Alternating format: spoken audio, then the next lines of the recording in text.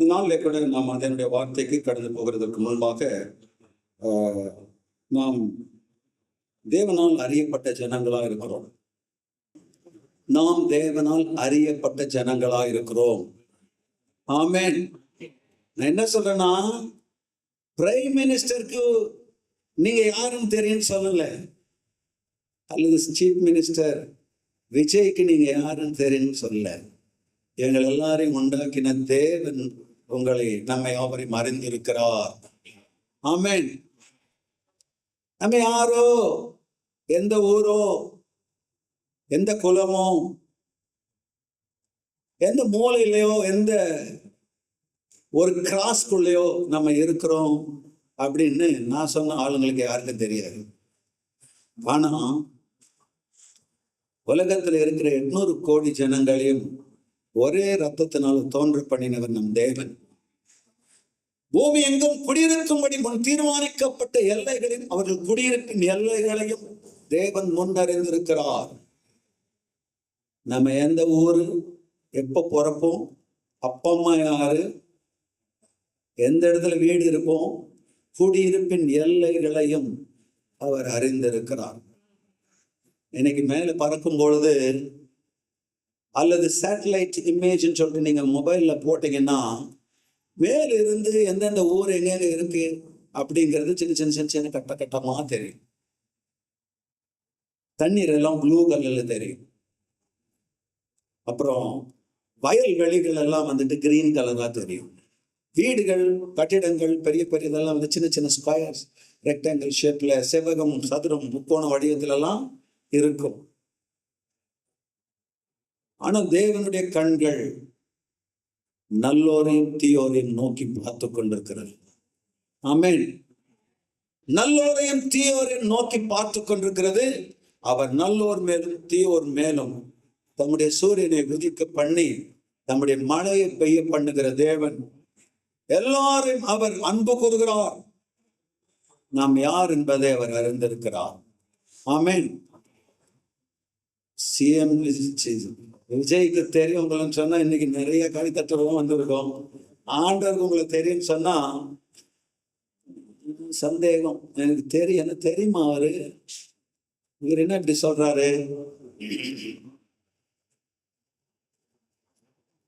யோவான் எழுதின சுவிசேஷத்துல ஒரு வசனத்தை நாம் வாசிப்போம். யோவான் எழுதின சுவிசேஷம் 10ஆம் அதிகாரம் 27வது வசனத்தை நாம் வாசிக்கலாம். என் ஆடுகள் என் சத்தத்திற்கு செவி கொடுக்கிறது, நான் அவைகளை அறிந்திருக்கிறேன், அவைகள் எனக்கு பின் செல்லுகிறது. ஆண்டவர் சொல்றாரு, நான் அவைகளை அறிந்திருக்கிறேன். ஆமென். நீங்க யாருன்னு எனக்கு தெரியும், உங்க வீடு எங்கன்னு எனக்கு தெரியும். ஆண்டவர் சொல்றாரு நம்மளை பார்த்து. 15 வசனத்தை வாசிக்கலாம். நான் என்னுடையவைகளை அறிந்தும் என்னுடையவைகளால் அறியப்பட்டும் இருக்கிறேன். அப்படின்னா எனக்கு யார் ஆண்டவர்னு தெரியும், ஆண்டவருக்கு தெரியும் நான் யார். அதனால்தான் நம்முடைய ஒவ்வொரு அசைவையும் அவர் கண்காணிக்கிறவராக இருக்கிறார். ஆமா, தம்மை பற்றி உத்தம இருதயத்தோடு இருக்கிறவர்களுக்கு தன்னுடைய வல்லமையை விளங்க பண்ணும்படியா கர்த்தருடைய கண்கள் பூலோகம் எங்கும் சுற்றி கொண்டிருக்கிறது. யாருக்கு எந்த நேரத்துல எந்த உதவி நான் செய்யணும் அப்படின்ட்டு ஆண்டவர் என்ன பண்றார்? கர்த்தருடைய கண்கள் பூலோகம் எங்கும் சுற்றி கொண்டிருக்கிறது. அவர் கண்ணுக்கு மிஸ் ஆயிடாம வாழணும் நம்ம, அவ்வளவுதான். ஆமென். நம்ம பாடின ஒரு பாடல்ல ஆச்சரியமே அதிசயம், ஆண்டவர் செயல்கள் ஆதி பக்தரிடு. ஆண்டவர் செய்த அதிசயங்கள், அற்புதங்கள், ஏன்னா ஒவ்வொருவருடைய அசைவையும் ஒவ்வொருவருடைய காரியங்கள் என்னதென்பதையும் தேவன் அறிந்திருக்கிறார். அதனால தான் அவர்களுக்கு ஏற்ற வேளையில என்ன செய்ய வேண்டும் என்பதை தேவன் அறிந்து அதை செய்து கொண்டிருந்தார். அதுதான் நம்ம பாடணும். அதே தேவன் இன்றைக்கும் உயிரோடு இருக்கிறவராக இருக்கிறார். கடந்த நாட்களிலே மார்க் எழுதின சுவிசேஷத்துல மார்க் 16ஆம் அதிகாரத்தில் ஆண்டவர் ஒரு விசேஷமான காரியத்தை சொன்னார். 16:17 மார்க் 16:17 விசுவாசிக்கிறவர்களால் நடக்கும் அடையாளங்கள் என்னென்ன அப்படின்னு சொல்லி இங்க எழுதப்பட்டிருக்கு. நான் விசுவாசிக்கிறவனா என் தேவன் என்னை காண்கிற தேவன், அவர் என்னை அறிந்திருக்கிறார், என் நடைகளை அவரே ஏற்பாடு பண்ணி வைத்திருக்கிறார், என்னுடைய ஸ்டெப்ஸ் அவர் தான் வந்துட்டு நீதிமானுடைய நடைகள் கர்த்தரால் உறுதிப்படும். அடுத்த நடை நான் எப்படி வைக்கணும்ன்றத ஆண்டவர் காண்கிறது. சோ என் நாமத்தினாலே பிசாசுகளை துரத்துவார்கள், நவமான பாஷைகளை பேசுவார்கள், சர்ப்பங்களை எடுப்பார்கள். என்ன சொன்னாரு? சர்ப்பங்களை எடுப்பார்கள். ஆமா, அப்போ பவுல் ஒரு முறை கப்பல் பிரயாணத்திலே கப்பல் உடைந்து அவர்கள் மெலித்தா தீவுக்கு வந்தபோது 14 நாள் மோச பிரயாணம். அங்கே அவர்கள் உயிருக்கு தப்பி கிடைத்த எதையோ பிடிச்சிட்டு கரை சேர்ந்து இருக்கும்போது எல்லாம் குளிரில் இருக்கிறாங்க. அப்போ எல்லாரும் அந்த தீவுக்குள்ள ஒரு மனுஷன் அவர்களை ஏற்றுக்கொண்டு அந்த இடத்துல இருக்கிற சில விறகுகளை பொறுக்கி போட்டு அனல் மூட்டி குளிர் காயலான்னு சொல்லும் போது அந்த இடத்துல ஒரு விறகை எடுக்கும் போது அதுல இருந்து ஒரு விரியன் வந்துட்டு அனல் உரைத்து அனல் சூடு அது உள்ள இருந்துக்குது. அந்த சூடு தாங்காம என்ன பண்ணிச்சு, கையை கவி கொண்டது. அவன் அதை உதறி போட்டான். என்ன பண்ணிட்டான்? உதறி போட்டான். எல்லாரும் நினைச்சாங்க தீயில உதறி தள்ளி போட்டான். ஒரு தீங்கும் அவனை அடையாமல் கொண்டிருந்தான். அப்படின்னா தேவன் அப்போஸ்தலனாகிய பவுலையும் காப்பாற்றுவார், அஜித்தையும் காப்பாற்றுவார். என்ன விஷயம்னா நம்ம வாழ்க்கையை ஆண்டவர் கிட்ட பத்திரமா ஒப்புக்கொடுக்கணும். ஆமென். ஆண்டவர் சொல்ற சத்தத்துக்கு நம்ம செவி கொடுக்கணும். நம்ம பாடுற பாடல்கள் எல்லாம் நம்ம நினைக்கலாம் இதெல்லாம் நடக்குமான விஷயத்துல. செங்கடல் 2ஆ பிரிஞ்சிச்சு, இஸ்ரவேல் ஜனங்கள் உலர்ந்த தரை வழியால் நடந்து போனார்கள், எரிகோ கீழே விழுந்தது, 7 மடங்கு எரி நெருப்பு அவர்கள் மத்தியில் இயேசு கிறிஸ்து இருந்து அவர்களை காப்பாற்றினார். தானியேலை சிங்கத்தின் வாயிலிருந்து காப்பாற்றினார். எலியா சொல்லும் பொழுது வானம் அடைபட்டது, மழை பெய்யாமல் இருந்தது. சூரியனை நெல்லுன்னு சொன்னாரு, சந்திரனை நெல்லுன்னு சொன்னாரு, நின்றுச்சு. சின்ன கல் எடுத்து கோலியாத் என்ற ராட்சசனை வீழ்த்தினார். இதெல்லாம் வந்து நம்முடைய முற்பிதாக்களுக்கு தேவன் செய்த அற்புதங்கள். அவர் நேற்றும் என்றும் மாறாத தேவன். தம்மை நோக்கி வேண்டும் பொழுது யாரெல்லாம் தம்மை நோக்கி கூப்பிடுகிறார்களோ அவர்கள் விஷயத்தில் நேடிய பொறுமையுள்ளவராக இருந்து சீக்கிரமாய் பதில் அளிப்பார். ஆமேன். தேவனுக்கு நாம் நன்றி சொல்லுவோம். தேவனை நாம் மயப்படுவதாக. தொடர்ந்து நாம் யாவரும் தேவனுடைய சித்தத்தை செய்யும்படிக்காக தேவனால் தெரிந்து கொள்ளப்பட்ட ஜனங்களாய் இந்த பூமியில தேவன் நமக்கு கொடுக்கப்பட்ட நாட்கள், ஒவ்வொரு நாளும் தேவன் எனக்கு ஈவாக கொடுக்கப்பட்ட நாட்கள். இன்னைக்கு நான் உயிரோடு இருந்திருக்கிறேன் அப்படின்னா அதுக்கு என்ன காரணம்னா அவருடைய நாமத்தை நான் சொல்லும்படிக்காக, அவருடைய நாமத்தை நான் துதிக்கும்படிக்காக, அவருடைய வார்த்தையை நான் அறிவிக்கும்படிக்காக. இதற்காக மாத்திரமே இல்லாம வேற எதுக்காகவும் இல்லை. உலகத்துல சாதிக்க பிறந்தவர்கள் தான் நாம. அது என்னன்னா வீடு கட்டி வாசல் கட்டி அதை பண்ணி இதை பண்ணி இல்லை. ஆண்டவருடைய பிள்ளைகள், ஆண்டவருக்காக தேவனுடைய மகிமைக்காக வாழ்கிறவர்கள் என்று சாதிக்கும்படிக்காக. இந்த நாளிலே கூட பிரியமானவர்களே, நாம் வாழ்ந்து கொண்டிருக்கிற இந்த காலகட்டத்துல நம்ம எப்பேற்பட்டவர்களா இந்த பூலோகத்துல வாழ்ந்து கொண்டிருக்கிறோம். ஆண்டவருடைய வருகை சமீபமா இருக்கிறது.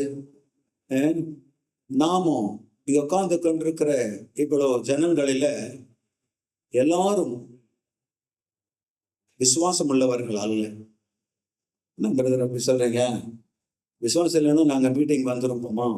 ஆமா, மீட்டிங்க்கு நம்ம வந்திருக்கிறோம்.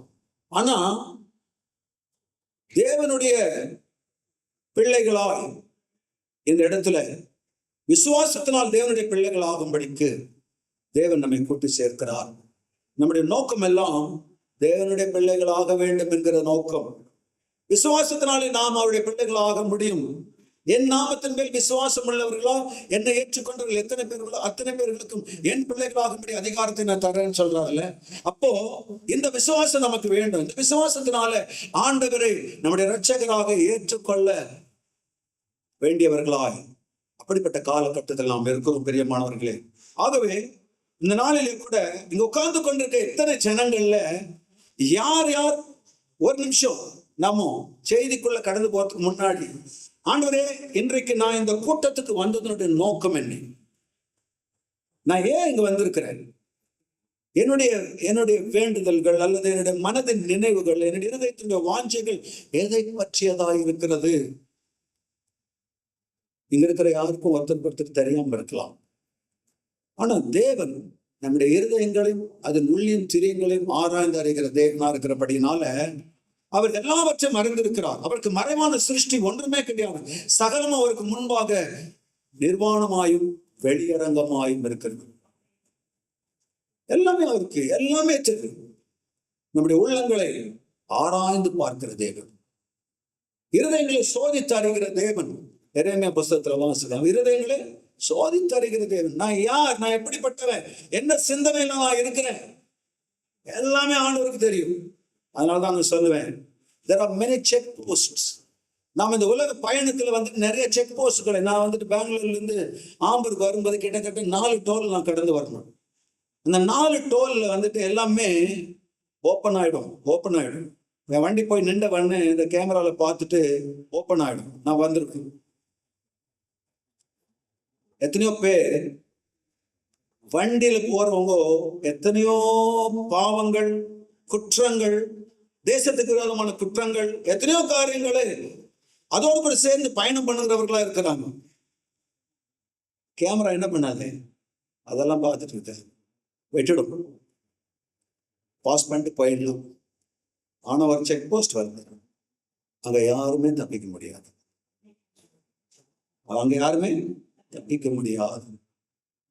ஆம் பிரியமானவர்களே, அவருடைய கண்கள் பூலோகம் எங்கும் சுற்றி கொண்டிருக்கிறது. ஏன் தெரியுமா? யாருடைய இருதயம் எப்படிப்பட்டதா இருக்கிறது என்பதை அறிந்து கொள்ளும்படிக்காக. தம்மை பற்றி சுத்தம் இருதயத்தோடு இருக்கிறார்களா, எனக்காகத்தான் இவங்க வராங்களா, என்னை பின்பற்றும்படியாக தான் வர்றாங்களா, என்னை ஆராதிக்கும்படியாக, நானே எல்லாருக்கும் எல்லாவற்றுக்கும் மேலாக என்னையே அவர்கள் வைத்து என்னை நம்பி இருக்கிறார்களா, எல்லாமே ஆண்டவருக்கு தெரியும், எல்லாமே தெரியும். அதனால்தான் பெரியமானவர்களே, மனிதன் இந்த உலகத்துல பிறந்த பொழுது, ஆண்டவர் இந்த உலகத்துல முதல் மனிதனாகிய ஆதாமை அவர் உண்டாக்கின பொழுது அவர் என்ன செய்தார்னா, அவன் ஜீவ ஆத்மாவாய் அவனை ஆண்டவர் உருவாக்கினான். அவர் வந்து எப்படி இருந்தாரு, ஆண்டவர் அவன் நாசில சுவாசத்தை ஊதினான், மண்ணினால ஒரு உருவத்தை செய்து அவனுடைய நாசில் தன்னுடைய சுவாசத்தை ஊதும் பொழுது மனுஷன் வந்துட்டு உயிர் கொண்டான். மனுஷன் என்ன கொண்டான்? உயிர் கொண்டான், ஜீவ ஆத்மாவானான். அப்படின்னா அவனுக்கு சரீரம் இருந்தது, மனது இருந்தது. என்ன இருந்தது? மனது இருந்தது. மனதுல அவன் இஷ்ட பிரகாரம் வாழலாம், தேவனை விசுவாசிக்கலாம், தேவனை விசுவாசிக்காமல் போகலாம், அழலாம், சந்தோஷப்படலாம், வலியை உணரலாம், எல்லாமே அவனுக்கு முடியும். என்ன செய்யணும், என்ன செய்யக்கூடாது, எல்லாமே தெரியும். அதாவது நம்முடைய மனம், நம்முடைய சித்தம், நம்முடைய விருப்பம், அது மாத்திரமல்ல நம்முடைய உணர்வுகள், நான் கண்ணீர் விடுறது, நான் சந்தோஷமா இருக்கிறது, நான் கோபப்படுறது, இது எல்லாமே வந்துட்டு உணர்வுகள். இதெல்லாம் என்னது? உணர்வு. இப்படிப்பட்டவனாகத்தான் மனிதன் உண்டாக்கப்பட்டான். ஆனா என்னுடைய சித்தம் தேவனை ஏற்றுக்கொள்ளலாம், தேவனை ஏற்றுக்கொள்ளாமல் வாழலாம், இப்படிதான் இருந்துச்சு. இப்பேற்பட்ட மனிதனுக்கு பேரு, அதாவது இந்த உலகத்துல ஆதாம் எப்படிப்பட்டவனாய் உண்டாக்கப்பட்டான் அப்படின்னு சொன்னா, ஒரு ஜீவ ஆத்மாவாய் அவன் உண்டாக்கப்பட்டான். அவனுக்கு தேவையானது என்னவா இருந்துச்சுன்னா, ஒரு வசனத்தை நம்ம வாசிக்கலாம். ரோமருக்கு எழுதின நிருபம் 8ஆம் அதிகாரம் 7ஆம் வசனத்தை நாம் வாசிக்கலாம். எப்படி என்றால், மாம்ச சிந்தை தேவனுக்கு விரோதமான பகை, அது தேவனுடைய நியாயப்பிரமாணத்துக்கு கீழ்ப்படியாமலும் கீழ்ப்படிய கூடாமலும் இருக்கிறது. அடுத்த வசனம். மாம்சத்துக்குட்பட்டவர்கள் தேவனுக்கு பிரியமா இருக்க மாட்டார்கள். அப்படின்னா இந்த உலகத்துல ஆதாம் தேவனுக்கு பிரியமானவனாய் இந்த உலகத்துல வாழ அவனுக்கு சாய்ஸ் இருந்துச்சு. அவன் அதை தெரிந்து கொண்டிருக்க முடியும். தேவனுக்கு பிரியமில்லாத மனிதனாய் வாழவும் அவனுக்கு ஒரு தெரிவு வைத்தான். ரெண்டுத்தையும் சூஸ் பண்ணி அவன் வாழ முடியும். ஆண்டவர் வந்துட்டு அவனை ஒரு இயந்திர மனிதனை போல படைக்கவில்லை. இயந்திர மனிதன் வந்துட்டு அதை எப்படி உண்டாக்குனாங்களோ அதன்படிதான் அது வேலை செய்யும். அதன்படி ஆண்டவர் ஒரு மனிதனை என்ன பண்ணல, உண்டாக்கவில்லை. அவன் தானாய் சிந்தித்து ஒரு தீர்மானத்தை எடுத்து அவன் தனக்கு நியமித்த இந்த உலக வாழ்க்கையை வாழ தேவன் அவனுக்கு விடுதலையை கொடுத்தார். என்ன கொடுத்தாரு? விடுதலையை கொடுத்தார். அதனாலதான் நாமெல்லாம் இஷ்ட பிரகாரம், அதுக்கு என்ன வசனம் சொல்லுதுன்னா, எபேசியருக்கு நிருபம் 2ஆம் அதிகாரம் 1ஆம் வசனம்.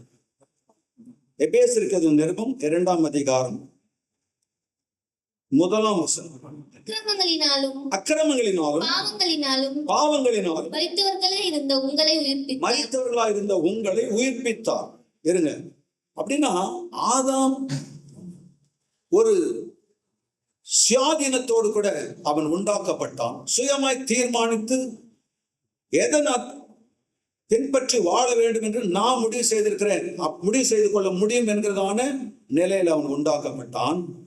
ஆனால் தேவன் சொன்ன அந்த பிரமாணத்தை அதனால வந்துட்டு கை கொள்ளவும் முடியும், கை கொள்ளாமலும் இருக்க முடியும். ஆனால் அவனோ கை கொள்ளாமல் கீழ்ப்படியாமல் போவதை அவன் தெரிந்து கொண்டான். ஆண்டவர் அதை வந்துட்டு ஃபோர்ஸ் பண்ணி, ஆண்டவர் என்ன பண்ணல, ஃபோர்ஸ் பண்ணல. இல்ல நீ நான் சொன்னதுதான் செய்யணும் அப்படின்னா அந்த மனிதன் வந்துட்டு அந்த மனிதனை தேவன் கட்டுப்பாட்டுக்குள் வைத்து ஒரு ரோபோட் போல, நம்ம வீட்டுல கூட ஒரு ரோபோட்டுங்கெல்லாம் வச்சிருக்கிறாங்க. வீடு பெருக்கிறதுக்கு ரோபோட் இருக்குது. அதே போல நம்ம வீட்டுல நியூஸ் பேப்பர் எடுத்து வந்தது, பால் எடுத்து வந்து கொடுக்கறது, சமயத்துல காஃபி போட்டு வந்துட்டு கொடுக்கறது, எல்லாத்துக்குமே வந்துட்டு ரோபோட் இருக்குது. அதெல்லாம் மனுஷன் எப்படி ஏங்க வேண்டும் என்று சொல்லி அதுக்கு ப்ரோக்ராம் பண்ணி வச்சிருக்கிறான். அதனால அதன்படி அது இயங்குகிறது. ஆனால் மனிதனை தேவன் அப்படி உண்டாக்கவில்லை. அதனால்தான் நியாய பிரமாணத்துக்கு கீழ்ப்படியாதவனாய் கூட போக முடியும் என்கிற நிலைக்கு ஆதாம் வந்ததுனால, அப்படி போனதுனால ஆண்டவர் சொன்னபடி இந்த விருட்சத்தின் கனியை புசிக்கும் நாளிலே நீ சாகவே சாவாய். நீ சாப்பிட்டுட்டேன்னா நீ செத்துருவே. அப்போ ஆண்டவர் என்னத்தை சொன்னார்னா, அவன் ஆவிக்குரிய வாழ்க்கையில மரித்து போவான். தேவனோடு கொண்டிருக்கிற உறவு துண்டிக்கப்படும். தேவனோடு கொண்டிருக்கிற உறவு துண்டிக்கப்படும். ஆண்டவரோடு கூட இனி உறவு இருக்காது. தினமும் ஆண்டவரோடு கூட பேசுறது, அவரோடு கூட அவருடைய சத்தத்தை கேட்கறது, அவரோடு கூட சந்தோஷமா வாழ்றது, இதெல்லாம் இருக்காது. எப்போ மனிதன் தன்னுடைய எபேசியர் 2ஆம் அதிகாரத்துல அடுத்த வசனத்தை வாசிக்கலாம். அவைகளில் நீங்கள் முற்காலத்திலே இவ்வுலக வழக்கத்துக்கு ஏற்றபடியாகும் கீழ்ப்படியாமின் பிள்ளைகளிடத்தில் இப்பொழுது கிரியை செய்கிற ஆகாயத்து அதிகார பிரபுவாகிய ஆவிக்கேற்றபடியாக நடந்து கொண்டீர்கள். அவர்களுக்குள்ளே 3ஆம் வசனம், அவர்களுக்குள்ளே நாம் எல்லாரும் முற்காலத்திலே நமது மாம்ச இச்சையின்படி நடந்து நமது நம்முடைய மாம்சமும் மனசும் விரும்பினவைகளை செய்து சுபாவத்தினாலே மற்றவர்களைப் போல பிள்ளைகளாக தான் நம்ம எல்லாரும் கூட இருந்தோம். மனசும் மாம்சமும் விரும்பினவின்படி செய்கிறவனாய் மனிதன் மாறி போனான். ஆதாம் தேவனுடைய சித்தத்தை செய்ய முடியும், செய்யாமல் இருக்க முடியும். ஆண்டவர் அவனை ஃபோர்ஸ் பண்ணல. ஆனால் அவன் தெரிந்து கொண்டது தீமை. அவன் தெரிந்து கொண்டான். ஆண்டவர் மோசேக்கு சொல்லும் பொழுது பிரமாணத்துல எழுதி வைக்கும் போது, இதோ மரணத்தையும் ஜீவனையும் உனக்கு முன்னாடி வைக்கிறேன், நன்மையும் தீமையும் உனக்கு முன்னாடி வைக்கிறேன், நீ தெரிந்து கொள், சூஸ். இப்ப கூட ஆண்டவர் நமக்கு முன்னாடி அவர் யாரையும் கட்டாயப்படுத்துகிற தேவன், பலவந்தம் பண்ணுகிற தேவன் அல்ல. அவர் சர்வ வல்லமுள்ள தேவன்.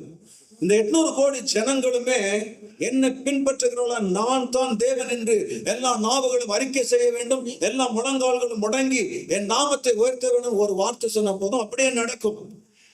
அவர் தேவன், அந்த சராசரங்களை உண்டாக்கினவர். அப்பேற்பட்ட தேவனுக்கு ஜனங்களை அப்படி நடத்த விருப்பமில்லை. அது எப்படின்னா, ஒரு குழந்தை இருக்குது, சின்ன பின்னாடி எல்லாம் குழந்தைங்க இருக்குல்ல, அந்த பிள்ளைகளை அந்த பெற்றோர்கள் இவர்கள் தான் அப்படின்னு சொல்லி ஒவ்வொரு நாளும் கட்டாயப்படுத்தி அவங்களை ஃபோர்ஸ் பண்ணி, கவனிங்க எல்லாரும், கட்டாயப்படுத்தி ஃபோர்ஸ் பண்ணி, இவங்க தான் அவங்க அப்பா, இவங்க தான் அவங்க அம்மா, நீங்க போயிட்டு நீங்க அவங்களதான் அப்பான்னு அழைக்கணும், அம்மான்னு அழைக்கணும் அப்படின்னு சொன்னா எப்படி இருக்கும்? குழந்தை இல்லை, இது குழந்தை இல்லை. ஆனா குழந்தை என்ன எப்படின்னா, வேகமா ஓடி வந்து அப்பான்னு சொல்லிட்டு ஓடி போயிட்டு பிடிச்சிக்கிறது, அம்மான்னு சொல்லிட்டு ஏறி போயிட்டு மேல உட்காந்து. இப்படிதான் தேவன் தாம் உண்டாக்கின மனிதர்கள் ஒவ்வொருவரும் நடந்து கொள்ளும்படியாக தேவன் மனிதனை உண்டாக்கினார். அவனோடு கூட உறவு கொள்ளும்படியாக, அவனோடு கூட ஐக்கியம் கொள்ளும்படியாக, அவனோடு கூட சம்பாஷிக்கும்படியாக தேவன் அன்பாகவே இருக்கிறார். எப்படி தேவன் எப்படி இருக்கிறார் காணிங்க? தேவன் எப்படி இருக்கிறார்? அன்பாகவே இருக்கிறார். அப்படின்னா என்ன தெரியுமா? அவர் நேத்து மாத்திரம் அன்பா இல்லை, முந்த நேத்து மாத்திரம் அன்பா இல்லை, from eternity to eternity. அப்படின்னா ஆதி முதல் அந்த வரையில வந்துட்டு தேவன் அப்படின்னு சொன்னா அன்பாகவே இருக்கிற தேவன். ஆமென். அப்படி அன்பான அந்த தேவன் வந்துட்டு, அன்புனா என்ன அப்படின்னா, அந்த அன்பு மற்றவர்களுக்கு காண்பிக்க கூடியதுதான் அன்பு. அன்பாகிறேன்னு சொல்லிட்டு நான் எப்படி இருந்தாக்கா எப்படி இருக்கும், இப்படியே இருந்தாக்கா எப்படி இருக்கும், நான் ஒரே ஆளுதான் அப்படின்னு நினைச்சாக்கா எப்படி இருக்கும்? அது அன்பு அல்ல. அது இல்லை, அது என்ன இல்லை, அன்பு அல்ல. அன்புங்கிறது ஷேர் பண்ணிக்கிறது. என்ன பண்ணிக்கிறது? ஷேர் பண்ணிக்கிறது. ஐக்கியம்ங்கிறது ஷேர் பண்ணிக்கிறது. அப்படித்தான் பிதாவாகிய தேவன், குமாரனாகிய இயேசு கிறிஸ்து, பரிசுத்த ஆவியானவர், இந்த திரியேக தேவன் வந்து தம்முடைய அன்பை மனிதர்களிடத்துல பரிமாறிக்கொள்ளும்படிக்காக மனிதனை உண்டாக்கினார். ஆமென். இதுதான் வந்துட்டு மனிதனுடைய முதல் நிலை. இந்த முதல் மனிதனுக்கு வந்துட்டு ஒரு வசனத்தை நம்ம வாசிக்கலாம். 1 கொரிந்தியர் 15ஆம் அதிகாரம் 45வது வசனத்தை நம்ம வாசிக்கலாம். 1 கொரிந்தியர் 15:45. அந்தபடியே முந்தின மனுஷனாகிய ஆதாம் ஜீவாத்மானான் என்று எழுதியிருக்கிறது. ஆதாம் எப்படி இருந்தான்னு சொன்ன? ஜீவாத்மாவா இருந்தான். அவன் மண்ணில் இருந்து அவனை உருவாக்கி தன்னுடைய சுவாசத்தை அவன் நாசியில ஊதினான். மனுஷன் ஜீவ ஆத்மாவானான். முந்தின ஆதாம் எப்படி இருந்தாரு? ஜீவ ஆத்மாவானான் என்று எழுதியிருக்கிறது. அப்புறம் பிந்தின ஆதாம் உயிர்ப்பிக்கிற ஆவியானவர். பிந்தின ஆதாம் யாரு? பிந்தின ஆதாம் ஆண்டவராகிய இயேசு கிறிஸ்து. அந்த ஆண்டவராகிய இயேசு கிறிஸ்து உயிர்ப்பிக்கிற ஆவியானார். அவர் யார்? அவரு உயிர்ப்பிக்கிற ஆவியானார். அப்படின்னா மனுஷன் ஆதாமை தேவன் உண்டாக்கி அவன் ஒவ்வொரு நாளும் வந்துட்டு தம்மை பற்றி அறிவினால தம்முடைய ஆவின் வல்லமையை கொண்டு அவன் தேவனை சார்ந்து தேவனிடத்திலிருந்து அந்த ஜீவனை படிப்படியாய் அவன் பெற்று அவன் தேவனுடைய சுபாவம் உள்ள மனிதனாய் மாற வேண்டும் என்று அவனை தோட்டத்தில் வைத்தார். அதனால்தான் தோட்டத்தில் அவன் என்ன பண்ணாரு? வைத்தார். இந்த சபைக்கு இப்ப ஏன் வந்துட்டு இருக்கிறோம்? நம்முடைய வாழ்க்கை மாறும்படிக்காக. ஏன் வரும்? வாழ்க்கை மாறும்படிக்காக. மாம்ச இச்சையின்படி வாழ்கிற வாழ்க்கையிலிருந்து, மனசும் மாம்சமும் விரும்பினபடி வாழ்கிற இந்த வாழ்க்கையிலிருந்து ஆண்டவருடைய உதவி பெற்று, ஆண்டவரை இந்த வாழ்க்கையினால் வாழ முடியாது, நீங்க தான் எனக்கு உதவி செய்யணும் அப்படின்னு சொல்லிட்டு தேவனை சார்ந்து வாழக்கூடிய ஒரு மனிதனாய் அவன் ஒவ்வொரு நாளும் அவன் இருக்க வேண்டும் என்றுதான் அந்த தோட்டத்தில் அவனை வைத்தார். ஆமா, அதனாலதான் ஆண்டவராக இயேசு கிறிஸ்து பரலோகத்திலிருந்து வந்த பொழுது அவர் பூரணமான ஒரு மனுஷனாய் அவர் வரவில்லை. பூர்ணமான ஒரு மனுஷனாய் வரவில்லை. இந்த உலகத்துல நானும் நீங்களும் எப்படி பிறக்கிறோம் ஒரு தாய்க்கு, அந்த மாதிரி ஒரு குழந்தை அந்த உலகத்துல பிறந்து நாம வாழ்ற இந்த உலகத்தில் தான் வாழ்ந்து, நாம சாப்பிடுற சாப்பாடு மாதிரி அவர் சாப்பிட்டு, நமக்கு தாகம் எடுக்கிற மாதிரி அவருக்கு தாகம் எடுத்து, நாம தூங்குறபடி அவர் தூங்கி, நமக்கு அப்பப்ப தலைவலி வரும், ஏதோ சின்ன சின்ன சமைக்கப்பட்ட இந்த பூமியில் இருக்கிற நான் குடிக்கிற தண்ணினால, நான் சுவாசிக்கிற காற்றுனால உண்டாகிற எல்லா வியாதிகளும் வந்துட்டு சின்ன சின்ன காரியங்கள் ஆண்டவராக இயேசு கிறிஸ்துக்கு உண்டானது. தலைவலி அவருக்கு வரலன்னா, தலைவலி இருக்கிற மனுஷனை புரிஞ்சிக்க முடியாது. என்ன பண்ண முடியாது? புரிஞ்சிக்க முடியாது.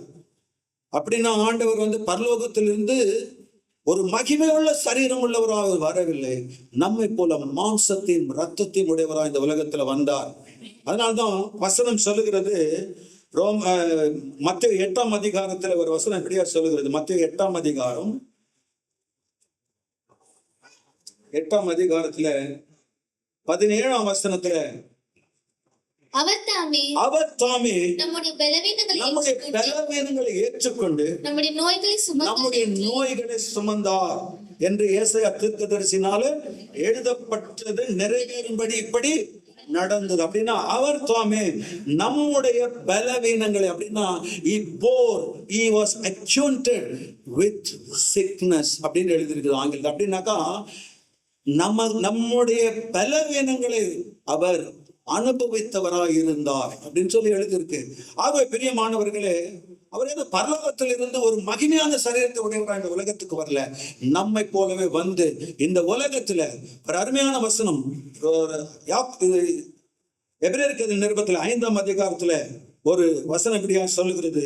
5ஆம் அதிகாரம், எபிரேயருக்கு நிருபம் 5ஆம் அதிகாரம் 7, 8, 9 வசனங்கள். அவர் மாம்சத்தில் இருந்த நாட்களில் தம்மை மரணத்தின் ஆண்டவருக்கு மரணம் வந்திருக்குமா? பூமியில வாழ்ற நாட்களில் செத்து போயிருப்பாரா? இயேசு கிறிஸ்து இந்த உலகத்தில் இருக்கும் போது செத்து போகக்கூடிய வாய்ப்புடையவரா இருந்தாரா? ஆமா, சிஸ்டர் சொல்றாங்க, சிஸ்டர்லாம் சொல்ல இருக்குது. அப்படின்னா ஏசாமி நம்மளை போல மனுஷனா வரலன்னு நீங்க சொல்றீங்க. மனுஷன உலகத்துல வந்தாக்கா மரணம். அதனாலதான் பைபிள் இப்படி சொல்லுது, மாம்சத்தின் நாட்கள் தம்மை மரணத்தின் ரட்சிக்க வல்லமுள்ளவரை நோக்கி. அப்படின்னா பாவம், நான் செய்யற பாவம் என்னை ஆவிக்குரிய மரணம் அடைய செய்து விடும், தேவனை விட்டு நிரந்தரமா என்னை பிரித்து விடும், தேவனோடு கொண்டிருக்கிற உறவு எனக்கு துண்டிக்கப்படும் என்பதை இயேசு நன்றாய் அறிந்திருந்தார். அதனால்தான் மாம்சத்தில் இருந்த நாட்களில் கேர்ஃபுல்லா வாழ்ந்தார். எப்படி வாழ்ந்தாரு? ஆமா, நாட்கள் கொள்ளாதவைகளானதால் நீங்கள் கவனமாய் நடந்து கொள்ள பார்த்து காலத்தை பிரயோஜனப்படுத்திக் கொள்ளுங்கள். எபேசியருக்கு நிருபம் 5ஆம் அதிகாரத்தில் சொல்லப்பட்ட நாட்கள் பொல்லாத நாட்கள்ல வாழ்ந்து கொண்டிருக்கிறோம். நம்ம வாழ்க்கை சீர்கெட்ட வாழ்க்கையா இருக்குது. இந்த வாழ்க்கை சீரடையணும்னா இயேசு கிறிஸ்து இந்த உலகத்துல நம்மை போல எல்லா விதத்திலும் பாடுபட்டவராக, சோதிக்கப்பட்டவராக இந்த உலகத்துல வந்தார். சோதிக்கப்படுகிற வேளையில அவர் என்ன பண்ணாரு? தம்மை மரணத்திற்கு ரட்சிக்க வல்லமையுள்ளவரை நோக்கி பலத்த சத்தத்தோடும் கண்ணீரோடும் விண்ணப்பம் பண்ணி வேண்டுதல் செய்து தமக்கு உண்டான பயபக்தி நிமித்தம் அவருடைய ஜெபம் கேட்கப்பட்டு தம் குமாரனா இருந்த பட்ட பாடுகளினாலே கீழ்ப்படிதலை கற்றுக்கொண்டார். ஆமென். பிரியமானவர்களே, இயேசு கிறிஸ்து நம்மை போலவே முழுவதும் மனிதனாய் இந்த உலகத்துல பிறந்தார். நம்மை போல எல்லா விதத்திலும் சோதிக்கப்பட்டார். ஆனா ஒரு முறை கூட பாவம் செய்யவில்லை. குமாரனா இருந்தும் பட்டப்பாடுகளினாலே கீழ்ப்படிதலை கற்றுக்கொண்டு தாம் பூரணரான பின்பு தமக்கு கீழ்ப்படுகிற யாவரும் நித்திய ரட்சிப்பு அடைவதற்கு காரணரானார். பிரியமானவர்களே, இந்த நாளிலே கூட நான் எந்த நிலைமையில இருக்கிறேன், என் நிலைமை என்ன? இது முதல் படி. இது முதல் படி. அதாவது ஆண்டவரை அறிந்திருக்கிறேன்னா ஆண்டவரை அறியவில்லை. மாம்சத்துக்கு உட்பட்டவர்கள் தேவனுக்கு பிரியமா இருக்க மாட்டார்கள். மாம்ச சிந்தை மரணம், ஆவியின் சிந்தை ஜீவனும் சமாதானம். மாம்சத்துக்குரியவர்கள் தேவனுக்கு பிரியமா இருக்க மாட்டார்கள். மாம்ச சிந்தை தேவனுக்கு விரோதமான பகை. நம்ம எல்லாம் எனிமி, ஆண்டவருக்கு எனிமி. ஆண்டவருக்கு வாழ்க்கையை ஒப்பு கொடுத்து ஆண்டவருக்காக இந்த பூலோகத்துல வாழலன்னா, காலையில சீக்கிரமா எழுந்து வந்து இந்த இடத்துல உட்கார்ந்து வசனத்தை நாம கேட்கறது எதுக்காகன்னா, ஆண்டவரே நீங்க சொல்ற இந்த ரட்சிப்பை நான் எப்படியாவது அடையணும், எல்லா விதத்திலும் உமக்கு நான் கீழ்ப்படிந்து உலகத்துல வாழ்றேன், எனக்கு என்ன ஒப்பு கொடுக்கிறேன் அப்படின்னு சொல்லி எந்த ஒரு மனிதன் தன்னை ஆண்டவருக்கு என்று ஒப்பு கொடுத்து இந்த உலகத்துல வாழ்றானோ அவனுக்கு வந்துட்டு பிந்தி வந்த ஆதாம், இப்ப வாசித்த அந்த வசனத்தின் படி தாம் பூரணரான பின்னு தமக்கு கீழ்ப்படுகிற யாவரும் நித்திய ரட்சிப்பை அடைவதற்கு காரணரானார். முந்தின ஆதாம் ஜீவ ஆத்மாவான எழுதியிருக்கிறது. பிந்தின ஆதாம் வந்துட்டு இயேசு கிறிஸ்து உயிர்ப்பிக்கிற ஆவியானார். அவர் நம்மை உயிர்ப்பிக்க வல்லமை உள்ளவராக இருக்கிறார். இந்த உலகத்துல நம்மை உயிர்ப்பித்து இந்த உலகத்துல தேவனை சார்ந்து ஆண்டவருக்காக வாழும்படியான ஒரு வாழ்க்கையை தேவன் இந்த உலகத்துல இதுவரையிலும் ஆண்டவருக்கு தங்களுடைய வாழ்க்கையை ஒப்பு கொடுக்காம மனசும் மாம்சம் விரும்பினபடி இந்த உலகத்துல வாழ்ந்து கொண்டிருக்கிற ஒவ்வொருவருக்கும் மீண்டும் ஒரு அழைப்பை அவர் விடுகிறார். இது உங்களுக்கு கிடைச்ச இன்னொரு தருணம். வாழ்க்கை ஆண்டவருக்கு முழுமையாய் ஒப்பு கொடுத்து ஆண்டவருடைய சித்தத்துக்கு நம்மை ஒப்பு கொடுத்து, ஆண்டவரே என்னை உயிர்ப்பியும், செத்து போய் கிடக்கிறேன், எப்படி செத்து போய் கிடக்கிறேன், பாவத்திலும் அக்கிரமத்திலும் மரித்து கிடக்கிறேன், என்னை உயிர்ப்பியும். பிந்தி வந்து ஆதாமாகிய நீர் இந்த உலகத்துல என்னை போல மனுஷனாய் வந்து நீ பாவத்தை ஜெயித்து இந்த உலகத்துல ஆண்டவரே நான் நடக்க வேண்டிய வழியை காட்டும்படிக்காக இந்த உலகத்துல மனுஷனாய் வந்திருக்கிறேன். நீ பூரணரான பின்பு உமக்கு கீழ்ப்படுகிற யாவருக்கும் நித்திய ரட்சிப்பை அடைவதற்கு காரணராக இருக்கிறேன். உம்முடைய சத்தத்துக்கு செவி கொடுத்து நீ கீழ்ப்படிந்தபடி இந்த உலகத்தில் நானும் கீழ்ப்படிந்து வாழ என்னை ஒப்பு கொடுக்கிறேன் ஆண்டவரேன்னு சொல்லி எந்த மனிதன் இன்றைக்கு தேவனிடத்துல ஒப்பு கொடுக்கிறானோ தன்னுடைய ஜென்ம சுபாவமான இந்த வாழ்க்கையிலிருந்து அவன் நீங்களாக்கி தேவனுடைய பிள்ளைகளாகிறான், தேவனுடைய பிள்ளைகளாக மாற முடியும். இதுதான் வந்து மனிதனுடைய முதல் நிலை. உட்கார்ந்து கொண்டிருக்கிற நம்மில் ஆண்டவருடைய வருகை மிக சமீபமா இருக்கிறது. என்னுடைய நிலை என்ன? நான் ஜென்ம சுபாவம் உள்ள மனிதனாய் இந்த உலகத்தில் இருக்கிறேனா, இல்ல மாம்சத்துக்குரியவனா இருக்கிறேனா? ஜென்ம சுபாவம் உள்ள மனிதன் தேவனை அறிய மாட்டான், தேவனை அறிய மாட்டான். ஆவிக்குரிய காரியங்கள் அவனுக்கு பைத்தியமாய் தோன்றும். உட்கார்ந்து கொண்டிருக்கிற யாருன்னா வந்துட்டு அப்படி யோசிச்சுட்டு இருந்தோம்னா பைத்தியமாய் தோன்றுதா நம்ம சொல்ற காரியங்கள்? அந்த நான் ஜென்ம சுபாவமான மனுஷன், ஆவிக்குரியவைகளை நிதானிக்க எனக்கு உதவி செய்யும் ஆண்டவரை கேட்டேன். ஆவிக்குரியவைகளை நிதானிக்க, ஆவிக்குரியவைகள் என்ன? ஆவிக்குரிய மனுஷனா நான் வாழணும். ஜென்ம சுபாவ மனிதன் தேவனை அறிய மாட்டான், அவைகள் எல்லாம் அவனுக்கு பைத்தியமாய் தோன்றும். 1 கொரிந்தியர் 2:14 சொல்லுகிறபடி பைத்தியமாய் தோன்றும். 1 கொரிந்தியர் 1ஆம் அதிகாரத்தில் என்ன சொல்றதுன்னா, கிறிஸ்துவை சிலுவை பற்றிய உபதேசம் கெட்டு போகிறவர்களுக்கு பைத்தியம், ரட்சிக்கப்படுகிற நமக்கும் அது தேவ பலன். ஆகவே ஜென்ம சுபாவமான மனிதனாய் இந்த உலகத்துல நான் வாழ்ந்து கொண்டிருக்கிறேனா, தேவனை அறியாதவனா இருக்கிறேனா, தேவனுடைய ஆவியானவர் எனக்குள்ள இல்லையா, நான் ரட்சிக்கப்படலையா, சத்தியத்தை நான் அறியலையா, ஆண்டவரே நான் ஜென்ம சுபாவமான மனுஷனா இருக்கிறேன், இந்த மாதிரி நிலைமையில இருந்தா நீங்க வரும்போது நான் போக மாட்டேன், உங்க கூட வர முடியாது. இதுதான் நாங்கள் தெளிவுபடுத்த விரும்புகிறோம். மாம்சீக கிறிஸ்தவர்கள், மாம்சத்துக்குரியவர்கள் தேவனை அறிந்தோம் என்று சொல்லியும் தேவன் சொல்லிய வழியில நடக்காதவர்கள். இதுக்கு என்னன்னா, தேவபக்தியின் வேஷத்தை தரித்து அதன் பலனை மறுதளிக்கிறவர்கள். மாம்சத்துக்குரியவர்கள் இங்க எனக்கு என்ன கிடைக்கும், இங்க எனக்கு என்ன கிடைக்கும், அதனாலதான் அவங்களுக்கு பேர் அஞ்ஞானிகள். அவங்க பேர் என்ன? அஞ்ஞானிகள். ஆண்டவர் சொன்னாரு, எண்ணத்தை உண்போம், எண்ணத்தை குடிப்போம், எப்படி வாழப் போகிறோம் என்று இந்த உலகத்துக்காக, உலகத்தில் உள்ள காரியங்களுக்காக நீங்கள் கவலைப்படாதிருங்கள். இவைகள் எல்லாம் உங்களுக்கு வேண்டியவைகள் என்று பரமபிதா அறிந்திருக்கிறார். ஆகவே முதலாவது தேவனுடைய ராஜ்யத்தையே தேடுங்கள், மனம் திரும்புங்கள், ஆண்டவரிடத்தில் ஒப்பு கொடுங்கள். இதுதான் ஆண்டவர் நம்ம கிட்ட எதிர்பார்த்திருக்கார். ஆவிக்குரியவன் எல்லாவற்றையும் நிதானிக்க முடியும். வேதத்தை வாசிக்கிறான், ஆண்டவரோடு கூட ஜெபிக்கிறான், தியானிக்கும் பொழுது ஆண்டவர் அவனுக்கு வேண்டிய ஞானத்தை தருகிறார். எந்த நேரத்தில் எப்படி செய்ய வேண்டும், எப்படி நடந்து கொள்ள வேண்டும் என்று சொல்லி அவனுக்கு ஞானத்தை தருகிறார். ஒவ்வொரு நாளும் ஒவ்வொரு நிமிடமும் தேவனால் நடத்தப்படுகிறவனார்கள். எவர்கள் தேவனுடைய ஆவியால் நடத்தப்படுகிறார்களோ அவர்கள் தேவனுடைய புத்திரர் எனப்படுவார்கள். தேவனுடைய பிள்ளைகளுக்கு அடையாளம் என்னன்னா, ஆண்டவர் எனக்கு தெரியும், ஆண்டவரை நான் அறிந்திருக்கிறேன், ஆவியானவர் எனக்குள் இருக்கிறார், நான் அவர் நடக்கிற காட்டுகிற பாதையில் ஒவ்வொரு நாளும் நான் நடக்க என்னை ஒப்பு கொடுக்கிறேன் என்று சொல்லி ஒவ்வொரு நாளும் வாழுகிறவன். தேவனை அறிந்தவன், வேத வாக்கியங்களை அறிந்தவன், ஞானம் உள்ளவன், எந்த சூழ்நிலையில எப்படி நடந்து கொள்ள வேண்டும் என்று அறிந்தவன். இந்த 3 கேட்டகரியில நாம எங்க இருக்கிறோம்? நம்மை நாமே நிதானிக்க வேண்டிய நேரம், காலகட்டத்தில் நாம் இருக்கிறோம். நான் ஜென்ம சுபாவமான மனிதனா இருக்கிறேன்னா ஆண்டவரை இன்னும் அறியல. ஆண்டவர் அறிந்திருக்கிறேன், ஆனா ஆண்டவர் சொல்றபடி நான் வாழ முடியாதவனா இருக்கிறேன், மாம்சத்துக்குரியவனா இருக்கிறேன். இல்லை ஆண்டவரே, இந்த 2 நிலைகளை கடந்து 3வது நிலையாகிய ஆவிக்குரியவர்களால் இந்த பூலோகத்தில் நாங்கள் வாழும்படிக்காகவே எங்களை இந்த பூலோகத்தில் அழைத்திருக்கிறீர். சபையா எதற்காக நீங்கள் அழைத்திருக்கிறீர்? அதனாலதான் இந்த இடத்தில் நாங்கள் கூடி வருகிறோம். அதனால்தான் இந்த சத்தியங்களை நாங்கள் கேட்கும்படி நீர் எங்களுக்கு உதவி செய்திருக்கிறீர். இப்படிப்பட்ட வாழ்க்கைக்கு நம்மை அர்ப்பணிப்போம்.